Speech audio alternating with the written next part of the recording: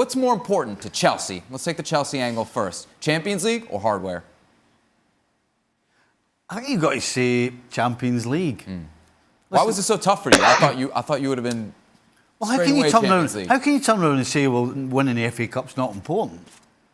I'm not saying it's not important. I'm saying it's not as important as making Champions League. Right, and that's why I kind of screwed my face up and decided that it was the Champions League.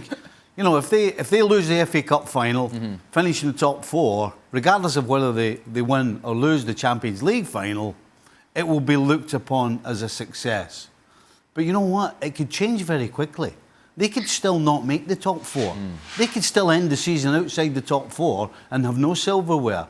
So, listen, Champions League, in my opinion, after the Premier League, is the one for Chelsea. Nedum, you agree? Is the priority here for Chelsea to win the match against Leicester in the league and not the FA Cup? Not necessarily, but only because I believe at this stage of the season, for everything that they're going for, I think you can play a strong team in both games. Because it's not as if it was like Man United just went through this week where they played Sunday, Tuesday, Thursday. I think to be able to play Saturday and then to play Tuesday or Wednesday against a side who were essentially going through the same sort of thing in terms of travel and so on, I think you can go for it. I think you're at that stage of the season now where you should be expecting players to be ready to play and for everything to be at its maximum, because this is when you are playing for the biggest things. And like I say, it's 7 days left of the regular English season. For me to be thinking about resting people or prioritising one thing or another, I don't know. I'd like to think they can send out a strong team to go and win both games. And if they do that, then, you know, come the end of the season, they might have won an FA Cup, finished in the top 4, and maybe even won a Champions League. So for me, I say just go all in and then just see what happens. Greg, we've talked about this Chelsea squad at length throughout the season. Is this where we see it pay dividends? Well, I mean, I don't know if it's going to pay dividends. I mean, the 2 tough games, particularly the City game. Leicester haven't been in the greatest of form recently, for sure. But look, you go for it in both games. Like Nedum says, you don't try and be too clever about your team selection. You go out, you try and win both games. But ultimately, if they win the Champions League, then the top 4 scenario is out the equation for them anyway, isn't it? So they know what they have to do. But yeah, I wouldn't be trying to prioritise one over the other, because just go out, try and win the FA Cup, which they are favourites, and then brush yourself down and go into the Champions League final where they're not favourites, but they've had success against Man City.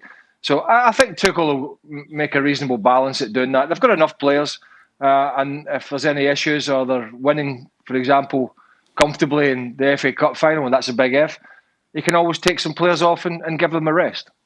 Do you know, if I'm Thomas Tuchel, I am playing the best team I have these last 4 games. Even if they drop? If something happens, somebody gets injured, somebody looks fatigued, then you make a change. That's why you have a big squad.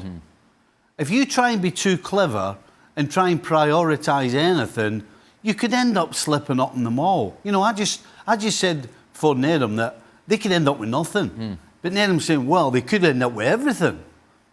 But if you try and be too clever, that's probably more reason why you end up with nothing. You play your best team every single time you can between now and the last game of the season, and things will happen, and then you adjust.